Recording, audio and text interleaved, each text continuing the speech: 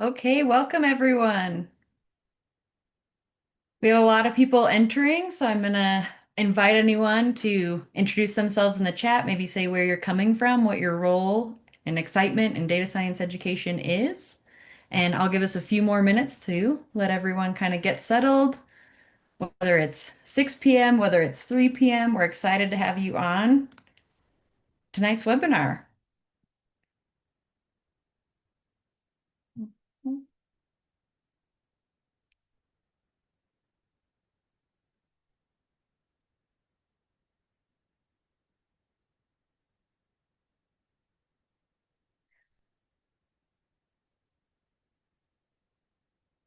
Okay, seeing a lot of people getting ready and getting in the chat. I'm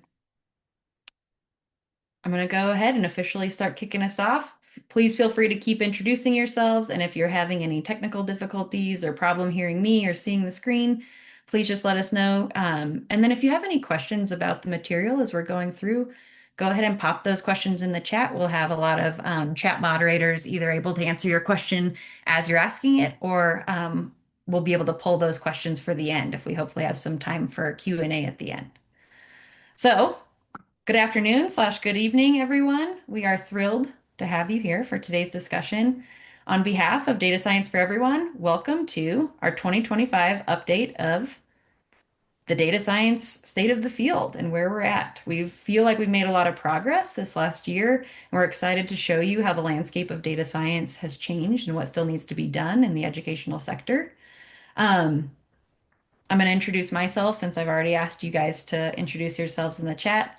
My name is Hannah Kurzweil. I'm the community manager for Data Science for Everyone, and I am very excited to see how um, the field has changed. Since last year, I know was a big report. We had a lot of excitement around the 2024 state of the field, and I think that there's going to be some really, really exciting and meaningful insights that we're going to see that have changed from last year to this year.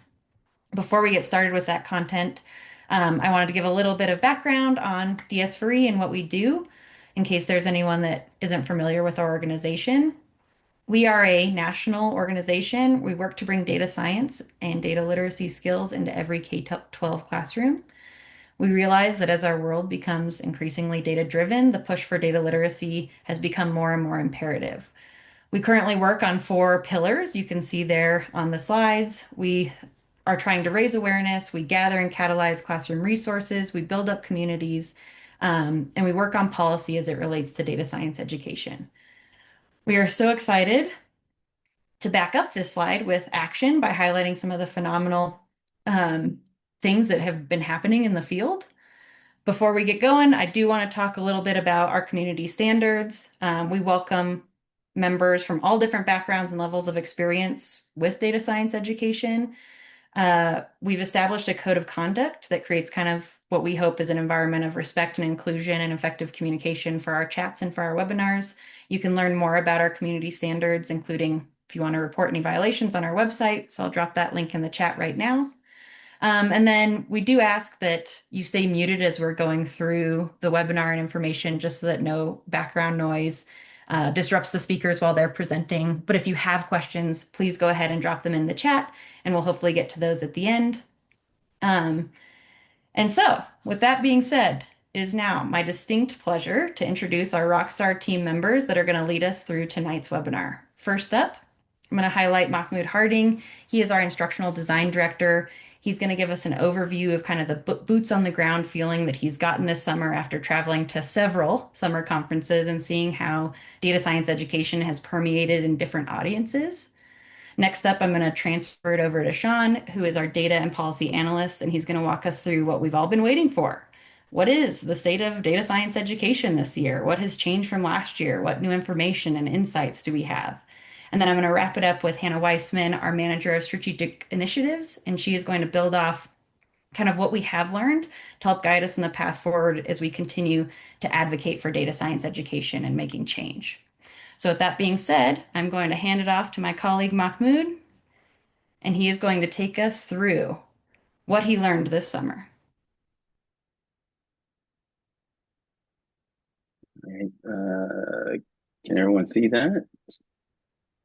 Good. All right. Welcome. Oh, the places I have been. The famous book that is given to all college graduates by Dr. Seuss, one of my favorite authors. One of the first places I want to highlight, and this is kind of in chronological order, and you can think of me as someone who was kind of surveying and seeing what other organizations in the national landscape were thinking as it relates to data science and data literacy. And so the first place that I went was Cleveland at CSTA in the 2025 annual conference. And I was part of a group who were looking at our data literacy and data science learning progression. So at that point, we had not released our K-12 learning progression. And I had worked in the previous winter with CSTA thinking about writing standards for their data and analysis topic in the new updated standards. And so the big question that we had as we were developing our standards was if a student could graduate from high school with only 3 data skills, what should they be? And so in that session, each table had different cards. They had to pick and choose. Then once they chose, the teachers walked around and did a survey. And one of the things that we learned from that is that high on the list were more things surrounding understanding misinformation, being able to read graphs, understanding how to communicate. Whereas even at a CS conference, the technical skills weren't sort of put to the side, but they weren't the forefront of the minds of the people who attended that session. And so later on in the summer, later on in the year, we released our data science learning progressions, and you can go to that website and see those learning progressions. And as a shout out to my people at CSTA, please, if you have not looked at the revised computer science standards, draft 2.0, it is up for public comment. Also, I just had a meeting with them. They're doing some more revisions, and the plan is to release the new full updated standards at the 2026 conference in New Orleans. And so, just to highlight some of the things that are in this updated draft. So, these are sort of the concepts, and you have these 5 concepts. And it was amazing how these things match our learning progressions, the 5 things that we think are the broad categories that all students should learn. And so, even though there's bits and pieces of our learning progressions that are within most of the CSTA standards, the 2 areas that we highlight that are really tightly aligned are the data and analysis and computing and society. So we feel that there's a really good partnership opportunity between us and the Computer Science Teachers Association, helping students understand data literacy, helping students learn how to wrangle data and understand data, and at the same time, understanding those impacts of computing, data, AI, and how they are prevalent in our society today. Then, in my home state of North Carolina, if there's anyone from North Carolina on the call, please flood the chat with a whole bunch of props from North Carolina. I went to a CTE conference, and one thing that we find is that data science is in CTE in some states. So, in the state that I'm currently residing, North Carolina, data science is in CTE, which gives us a ton of opportunity. One of those opportunities that I think is very important is that CTE is trying to establish these pathways so that students can get work experience at the same time where they're taking courses in high school. So if you don't know and you haven't really thought about what CTE is now, so that this work-based learning cycle is kind of how they sort of structure the format of what the courses that they're trying to do. And it's all about preparing students for careers. And if we know the way technology is moving, careers that may not even exist today could exist by the time a student graduates from high school. And we focus on these 16 career clusters. And what I want to do is at this conference, when I was talking to CTE teachers in North Carolina, we listed 8 of the 16 career clusters. So I'm going to give you 15 seconds to read those.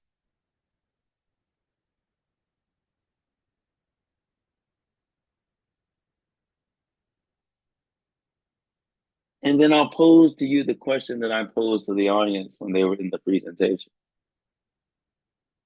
Which one of these career clusters requires its workers to use data? And as Kevin and Kate and Jennifer said, all of them. There's a very clear connection between the work that we're doing and how that impacts uh, CTE in North Carolina and beyond. And then if you say, well, that's just 8 of them, that's not all of them. What about the other 8? Let you read 15 seconds. And I pose the question to you again. Which of the following career clusters requires its workers to use data? And Storm and Jennifer and Dr. Lisa Rose, all of you get an A, 100%. You are correct. All of them. So there's a very tight connection. We're seeing that in CSTA. We're seeing this in CTE. And the other event that I attended, now this is going to be heavily North Carolina focused at this point. So my bias for North Carolina is coming out. But this event that was held at NC State brought together educators from all over the country. 50 educators came to North Carolina to talk about, well, if these data skills are that important and they're in CS and they're in CTE, how can we transform math teacher preparation so that they're prepared to teach these skills? And this was the focus of this 2-day event. So in day 1 of this event, we talked about how can we incorporate additional training in data science and statistics in math teacher preparation. This was a heavy focus of the conversation because if students are going to school, they're going to have to be taught by teachers. How do we make sure that our math faculty are prepared when they walk in the classroom to make sure that data is a part of their instructional practices? And some of the institutions that were present at this convening, in particularly some institutions in Iowa and Virginia, they've already taken that first step. And so they have started changing some of their core courses, changing some of their methods courses to make sure that their pre-service teachers get a chance to experience data science as students so that they're prepared to teach when they go out into the field. And in the second day, we were sharing tools and curriculum. And one of the things that we got to witness was a beautiful demonstration of the new updated version of CODAP by the wonderful Bill Finzer. And it was a nice sort of convening to see some of the new things that have been added to this tool to help students learn more about data. And throughout the day, even in day 1, we had a lot of discussions focusing on strategies to advance teacher preparation programs.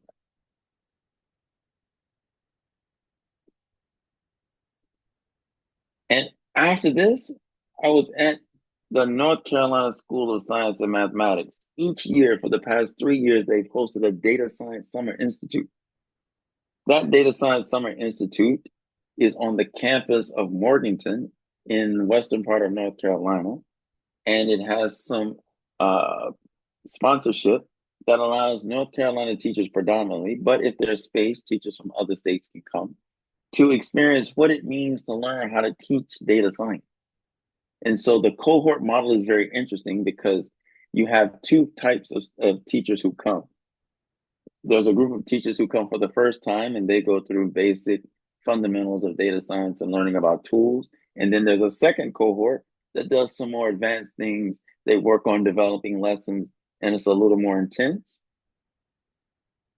And within that week of PD, we also have presentations from our friends at NC State through the InStep program.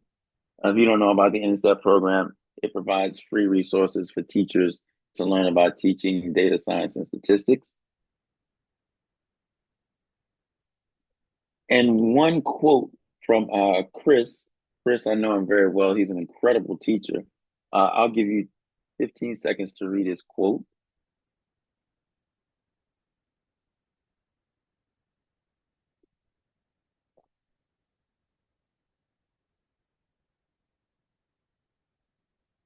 And so what I want you to think about here is how this highlights the power of PD.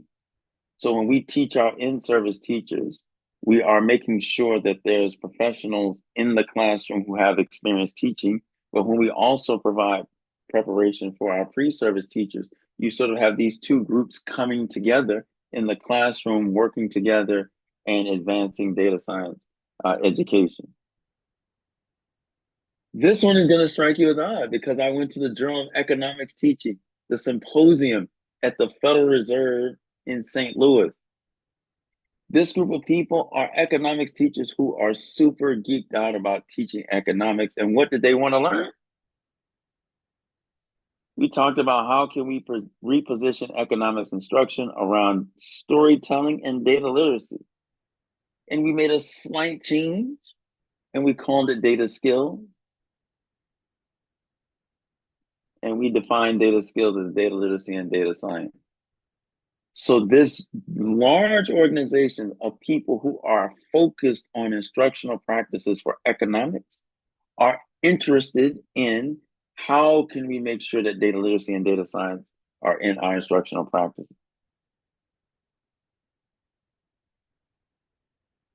And if you take a look at 3 articles from their journal,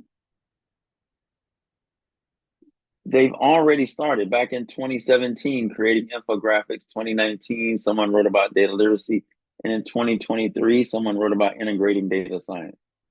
So this is not something that they're unfamiliar with. They're just trying to make sure this cause keeps advancing. Then I had the absolute pleasure of going to Minnesota. If you've never been to the University of Minnesota campus, it is beautiful in the summer. I can't speak about the cold in the winter, but the summer is beautiful. And I was at the Northern Lights Collaborative where I met some wonderful people. And in that August session, we did a 3-day PD introducing people to data science with computer programming. And so did not only were it was people in the session, but it was also people who were just interested to talk more about data science. And these teachers come from a CS background. So when we say data science is for everyone, we mean it's for everyone and everywhere, not just the coast and in Texas. And finally, the pleasure of my entire summer was coming back to North Carolina for the 3rd annual North Carolina Data Science Education Summit, where the focus was faces of data science in a school. And this was the highlight of my summer because my nephew got a chance to do a session on sports analytics and data. He's a recent graduate and he did an internship at the head offices of the NBA in New York this summer, where he worked with the team looking at how fans consume the NBA. But not only was he a part of this, but the focus was to make sure that student voice was intentionally elevated. And so this is showing us that not only are teachers, people in university, people who do PD are interested in data science, but so are students. And so how was student voice intentionally elevated? In the morning breakout sessions, when the teachers were looking at tools who came to this conference, it was the students who served as the helpers to make sure that teachers clicked in the right place, ran the right code. We had student voices where they had a panel that was led by a former colleague of mine, Taylor Gibson, where they were talking about what does data science mean to them. And in this group, there were some students where we started a data science club at a women's STEM academy, talking about their experience learning about data science and how it integrates with AI.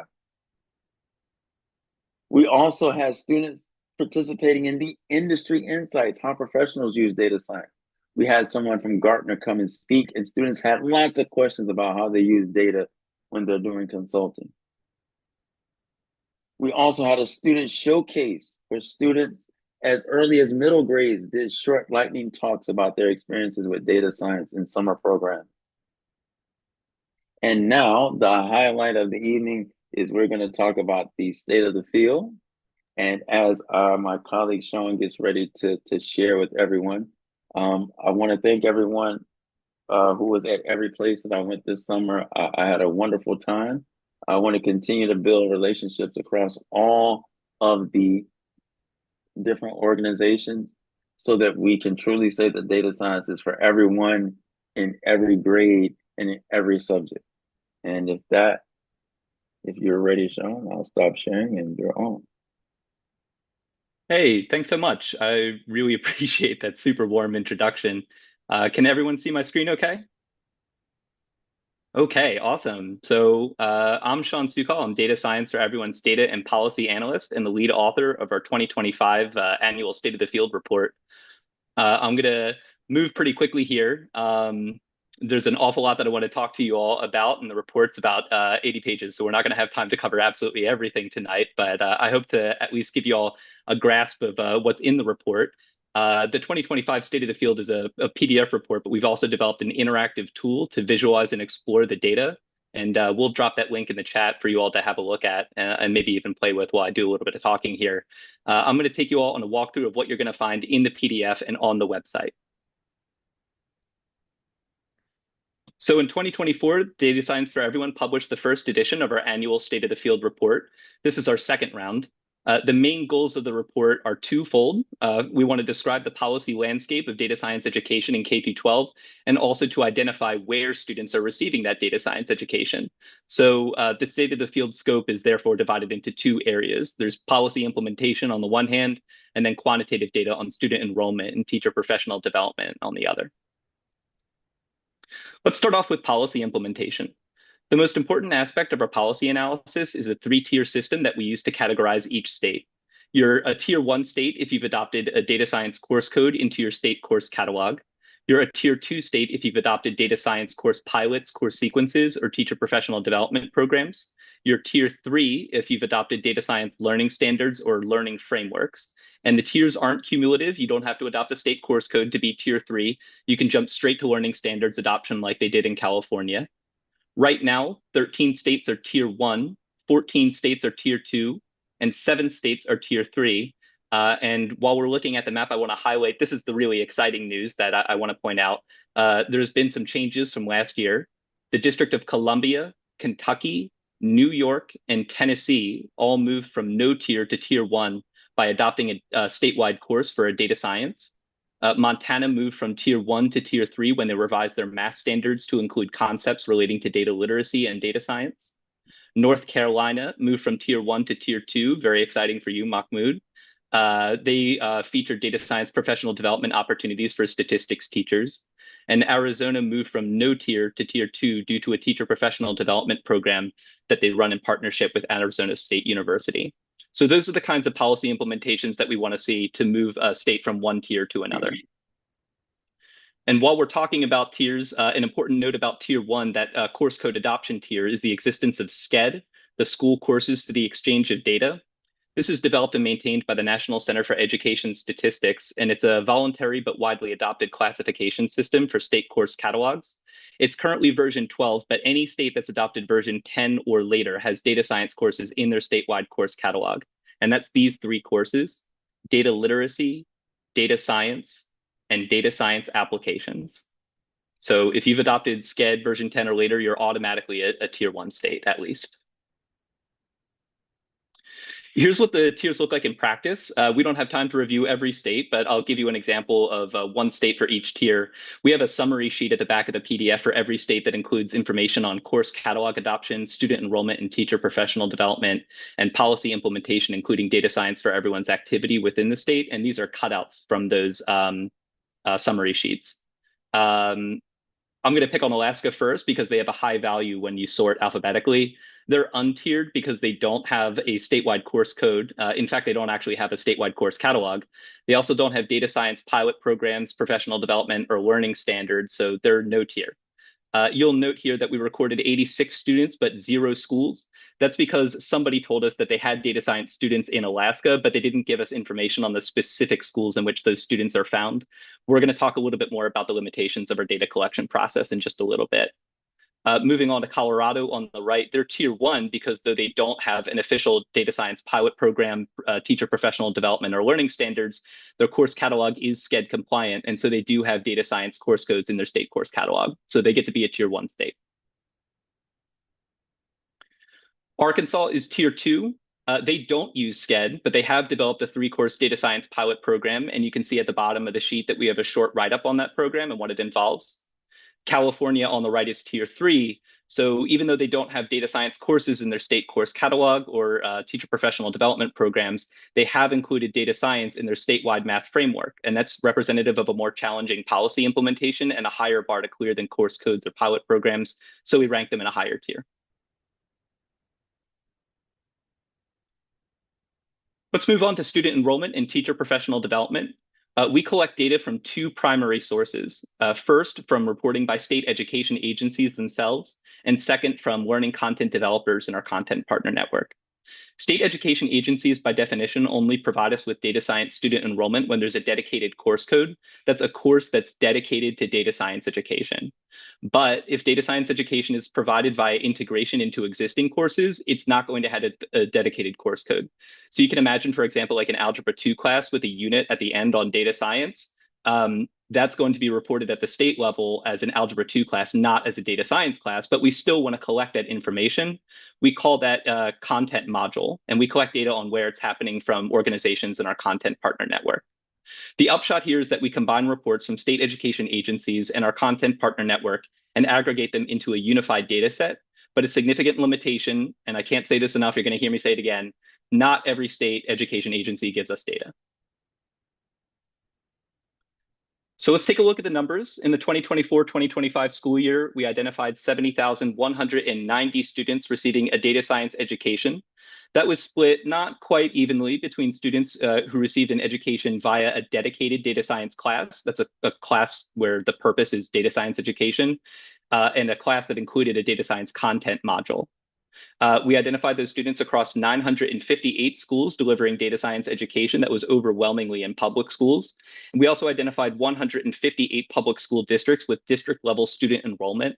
This happens when a reporting entity tells us we have data science students in a school district, but we don't know necessarily what schools they're in.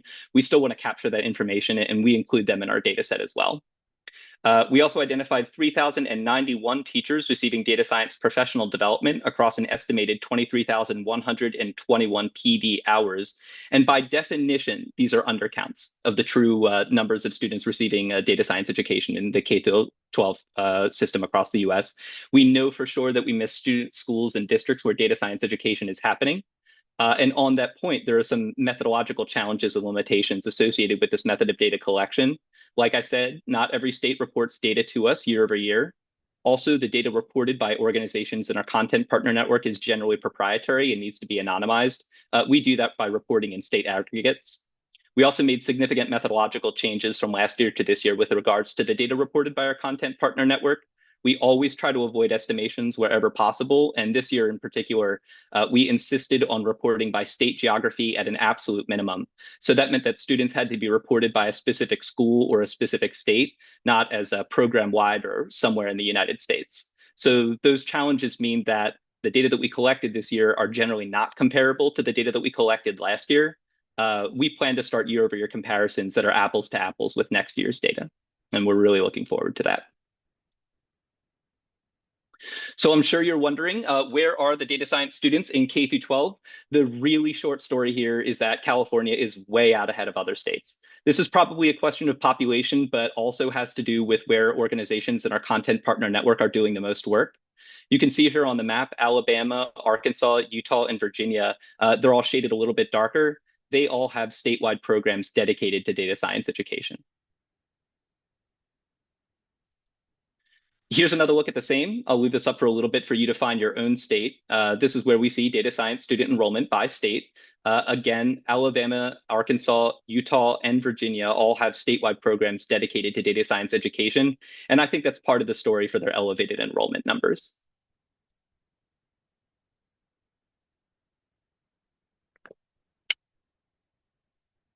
Here's a look at program locations. And by program locations, we mean those schools and school districts where we find those students who are enrolled in data science education.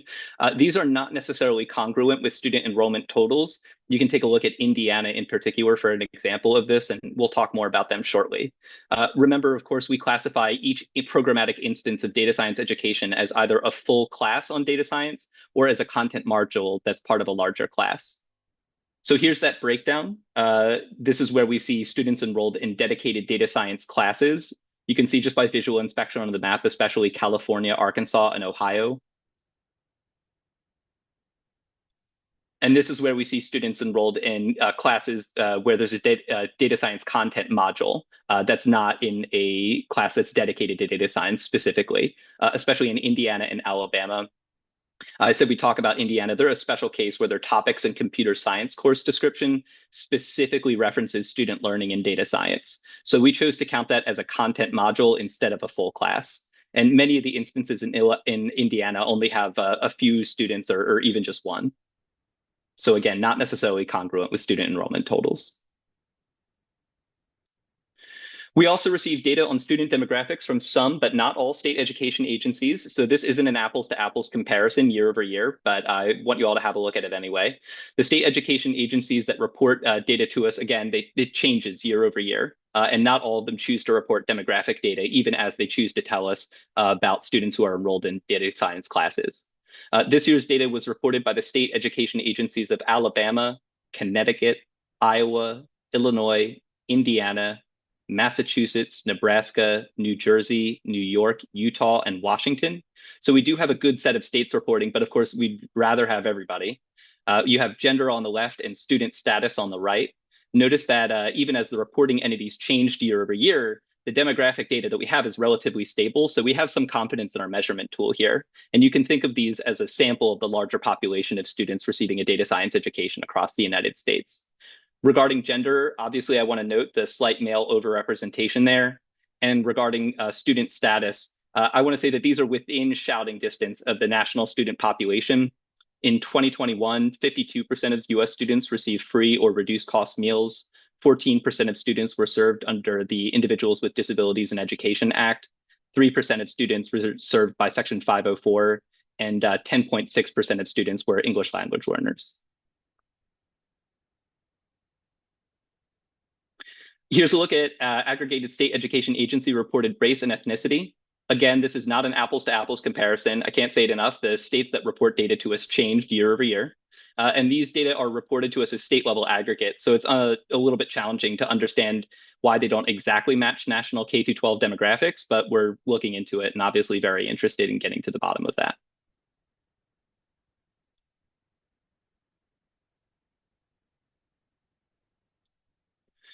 I want to point out a few other items that you'll find in our PDF report.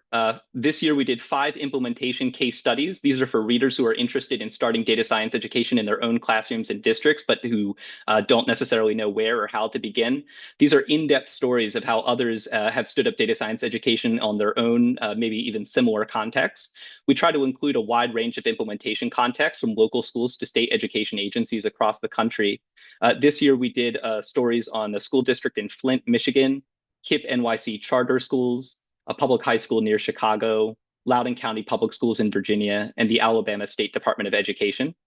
We also included 2 pieces by students on what their data science education means to them and on the opportunities that it's brought them. And then, of course, we have those state-by-state summaries of course codes, teacher professional development, student enrollment, and policy implementation information. I want to wrap up by saying that I hope that you'll read the 2025 State of the Field report. And I hope that you'll understand and be inspired by data science education nationally, locally, and even in your own context. And I'll pass it on now to Hannah to talk about the future of data science education in K through 12. Wonderful. Thank you so much, Sean. All right. I always think it is so great as a data science organization that we actually now have data that we can point to, and that was not a minor task. So a big thank you to Sean for wrangling that and for us getting a little bit of a sense of what's going on nationally. Can everyone just see my screen before I keep going? Perfect. Wonderful. So Mahmoud's laid out what happened this summer on his crazy conference circuit, and Sean gave a really good overview of where we stand.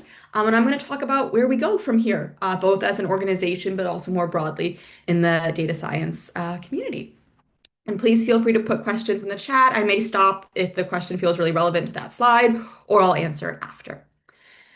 All right, so we're going to run through 4 things pretty quickly. We're going to talk a little bit about expanding data science. I'm going to talk about some of the case studies that Sean talked about and what's on the docket for them coming up the rest of the school year and for future school years.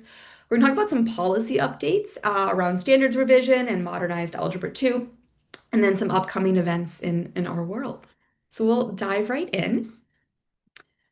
So as Sean mentioned, we've got some great examples in the state of the field. As I'm sure a lot of you know, it's great to have quantitative data, but that qualitative and that storytelling is super important. And so in Virginia, as you can see from this quote on the screen, there's a real emphasis in this one county of having strong data literacy, and particularly around ensuring that people aren't misled, either intentionally or accidentally. And in this district, the data science was actually integrated into their science curriculum. So, right, in some districts, as Sean kind of indicated for this report, we might see a standalone data science course, and that's great. But we also have some districts where maybe they don't have the time in their schedule, or they think, actually, like this is the content I want to prioritize while teaching other material. So this is what happened here in Loudoun County. They have integrated data science into high school chemistry, biology, and earth science. And this has been a multiple year effort with a lot of PD and support, particularly for teachers who didn't feel as comfortable. And what's next for them is actually bringing this down to the middle school. They do know that some middle school teachers are more hesitant to engage with data science. So they're really emphasizing that they're going to go slow and they're going to bring in these tools and methods at the teacher's own pace. Our other example that I wanted to highlight was just from Genesee County. They took a bit of a different approach and they're integrating data science into math education, which I would say is probably the integration that we see the most. But it's, again, certainly not the only way to integrate data science. And they're doing it in Algebra 2 specifically for students who have struggled with the traditional Algebra 2. And the district is taking the logical approach of, okay, if this didn't work the first time, let's do something different for these students who are struggling. Last school year was the first year they did this pilot program for 200 seniors who had failed Algebra 2 previously, but they're hoping to expand this Algebra 2 data science course to all students who are interested in this alternative algebra model. So great just to see some examples and kind of the diversity of how data science can look across the country. So that was just an overview. There's so many more examples in our report and examples on our blog, examples on our partners' websites and resources. There's a lot of great things going on, often sometimes at the really local level.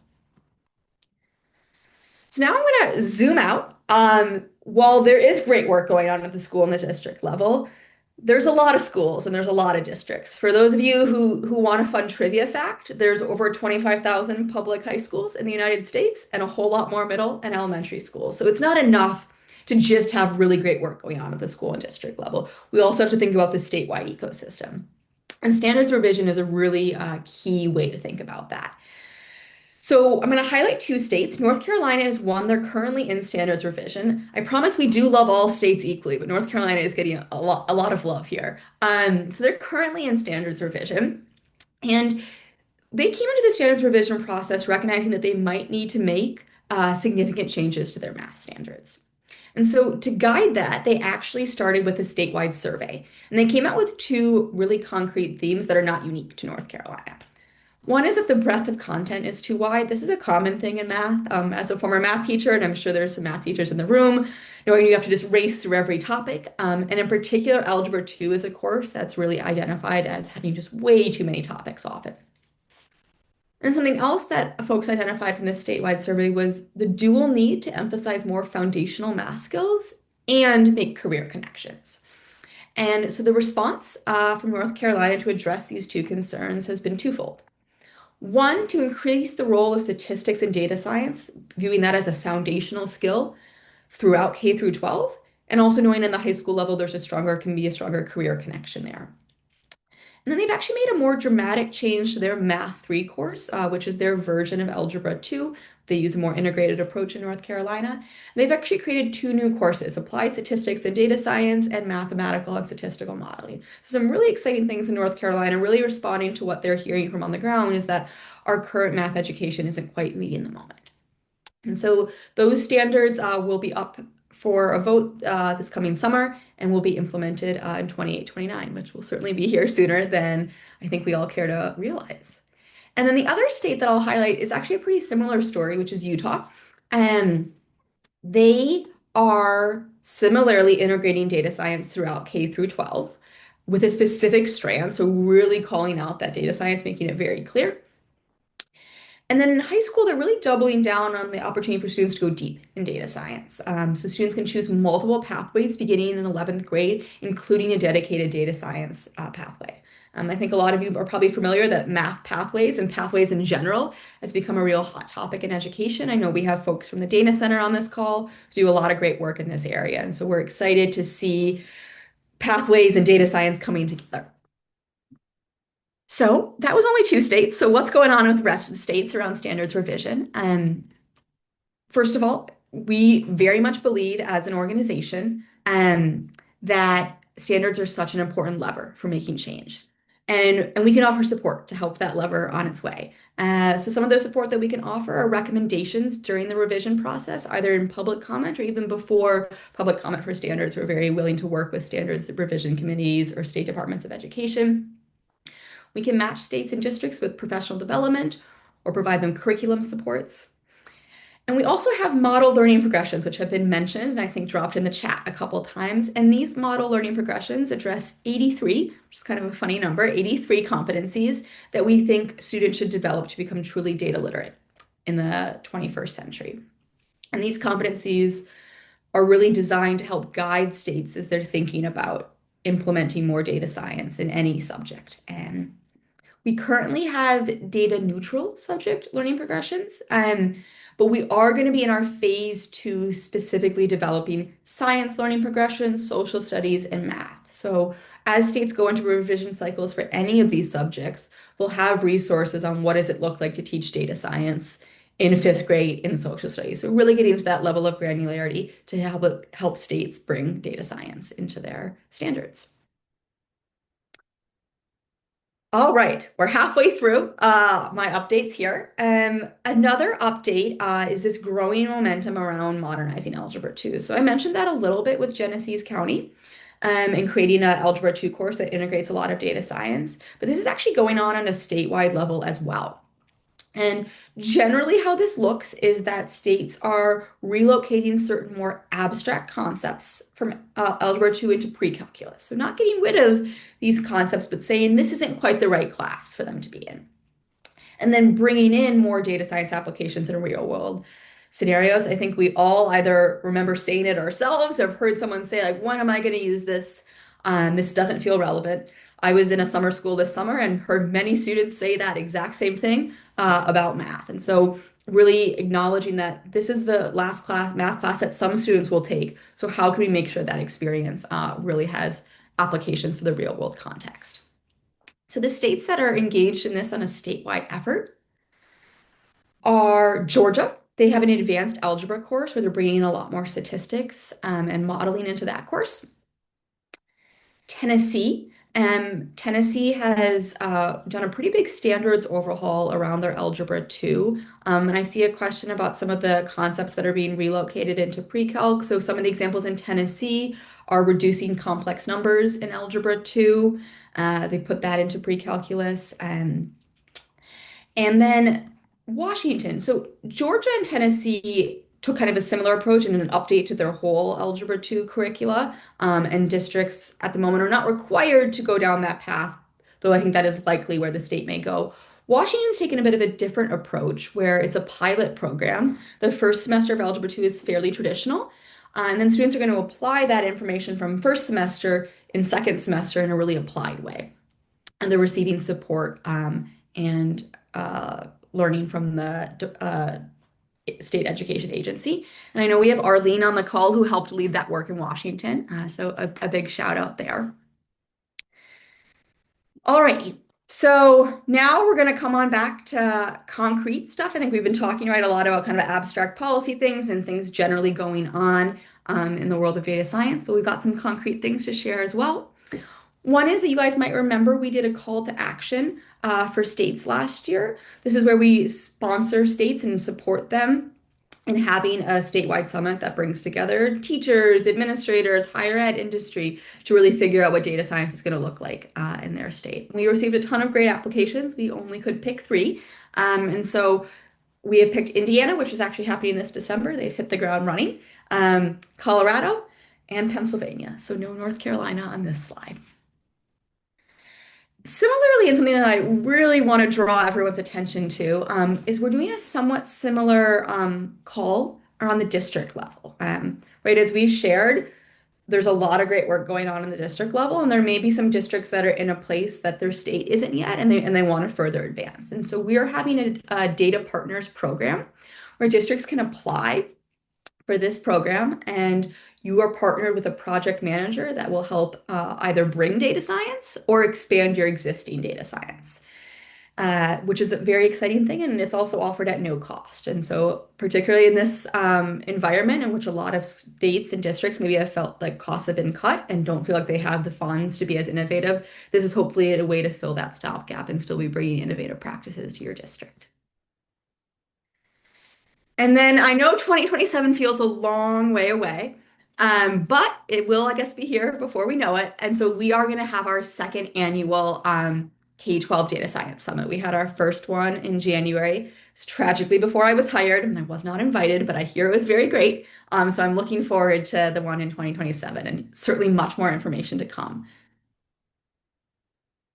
So as we move into questions, I kind of want to just seed your brains with a few things and encourage you all to ask some questions along this line, which is what are the additional areas of need? We've shared a lot of really exciting things that are happening in all corners of the education world, and there's more work to be done. So some of the things that I'm going to posit to you are areas of need, and would love to hear from you all in the chat and during your questions about additional areas. I think the first and foremost, and I think I saw some questions in the chats, was this idea about assessments for data science. These skills, often they're called durable skills, are not easily assessed in multiple choice assessments. I might argue that a lot of things aren't easily assessed in multiple choice, but we've still been using them. But these skills in particular, inquiry, problem solving, those are very hard to assess in a lot of our traditional methods. And so we need new ways to measure that students are getting these skills and to then reflect that data back to teachers so they can continue to reflect and iterate on their teaching. Additional focus and resources for middle school. I would say the high school space certainly has more work to be done, but that's where we see dedicated data science classes, and that's where we're seeing a lot of work around algebra too. But the middle school is kind of this in-between space, hence being in the middle, that often kind of gets left out of these conversations. But there's actually often more space in those curricula to integrate more of these concepts. And as we're wanting students to get this exposure in high school and potentially choose these pathways, getting that exposure earlier is really crucial. And then lastly, for everyone on this call, I'm assuming you're bought in, or hopefully you're bought in now after 50 minutes of us talking at you. But that's not the case for the wider community, right? The wider community has heard a lot of new words: AI, data science, computer science, quantum computing.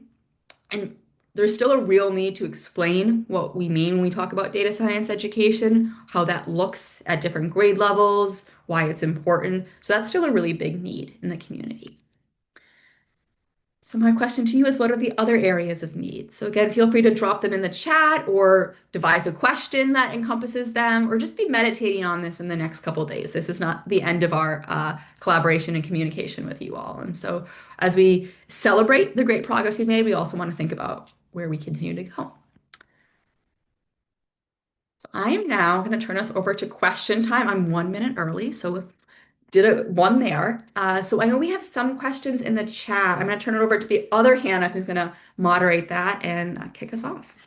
Okay, yes, we've had a lively discussion in the chat, and we've also had some questions come in from email. So I'm going to start putting y'all on the spot if you are ready for it. And please feel free to also continue to keep the conversation going in the chat. I think a few that I'm going to just start off with. I think, Mahmoud, I'd like it if you could talk to us a little bit about, like, is this a phase? Is this a fad? With data science continuously evolving and rapidly changing, how do we ensure that this curriculum is still relevant tomorrow and it's not going to be phased out by something else? So to answer that question, I like to highlight a couple of people who do work in the field that I really admire. And the first group of people is out of UC Berkeley, and one of them is Michelle Wilkerson. And if you haven't seen it, I suggest that you read the paper called Data Moves. And that paper talks about how teaching students the connection between how you manipulate data and what you expect to see is very transformative in keeping the skill of data science focused in an academic manner, because we know that industry progresses very quickly. We can't keep up with the tools, nor are we going to expect teachers and high school students to have the same level of sophistication mathematically and programmatically to do some of the things that are done in industry, but we can highlight specific academic practices that relate to data science.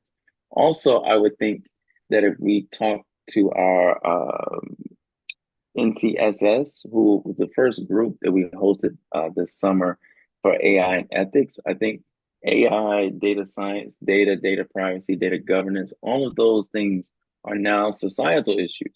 And we need to understand how societies are grappling with these new technologies and how we're teaching students how to guard their data and how to be protective of their data and the rights that they have about their data. And so I think the main thing that we as people in the field have to do is make sure that we maintain the academic focus of data science and not get caught up in trying to make students professional data scientists in high school. Awesome. Okay, thank you. Hannah, you talked a little bit about this when you just mentioned like assessment, but what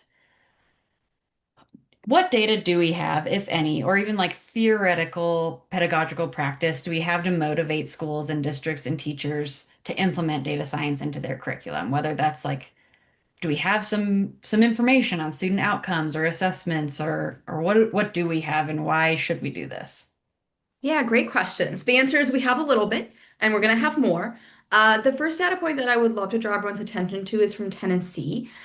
So Tennessee, after their first year of implementing their new Algebra 2 course, saw a 31 percentage point decline in the Tennessee students scoring below expectations. So those lowest students, they were seeing a lot less students in that category. So that's some early positive results that these courses seem to be helping the students who are struggling the most have better success in those courses. Out of Washington, we also have some early data around engagement of teachers and students in their modern Algebra 2 course.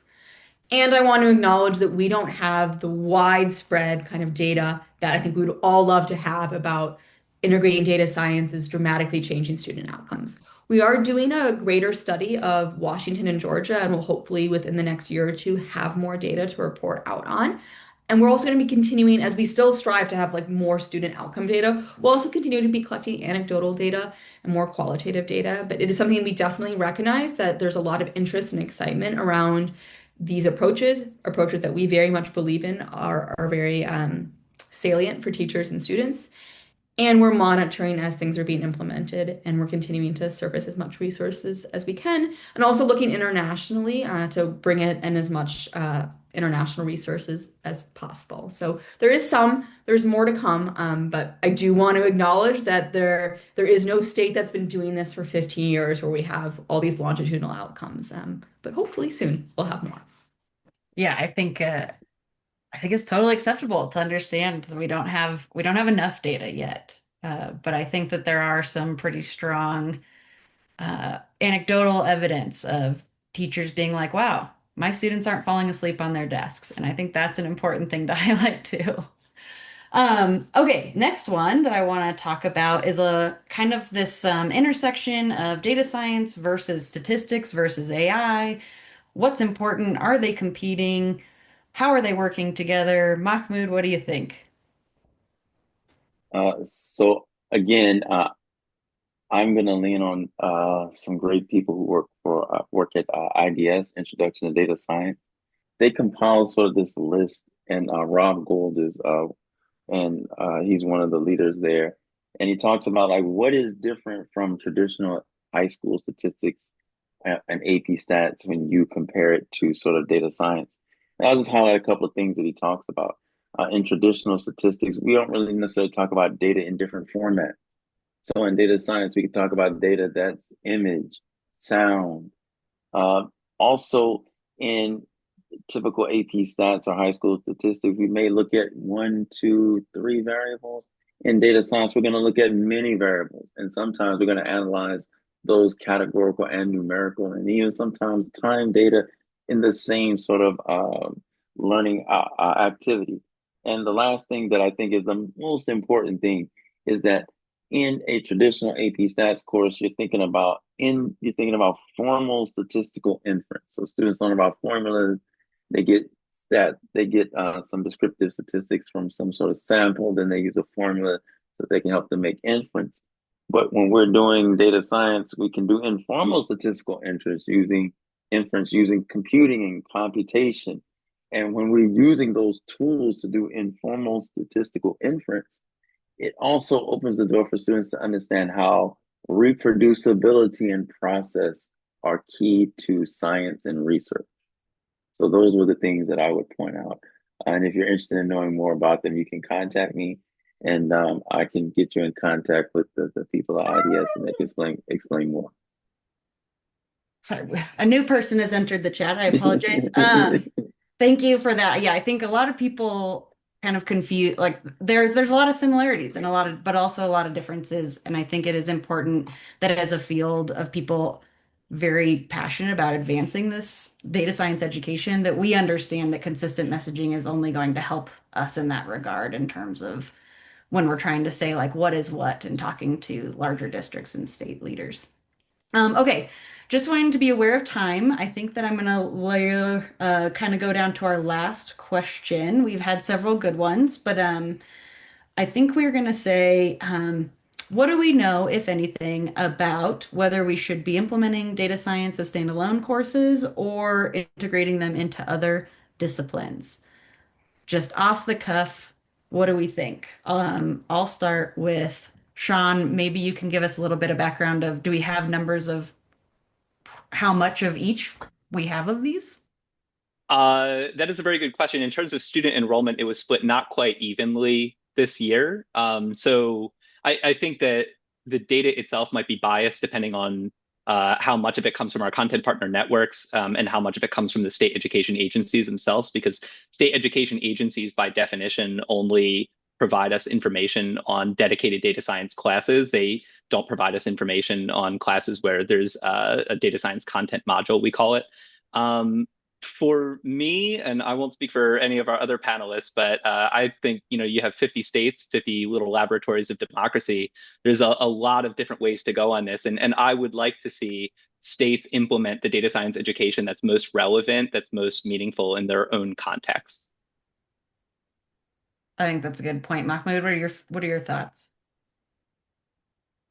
Um, I would just echo what Sean said. I don't have any more to add. I think that was a really thoughtful way to put it. I would just want to make sure that we recognize that the time period that we live in now requires a robust data infused education from K all the way to 12.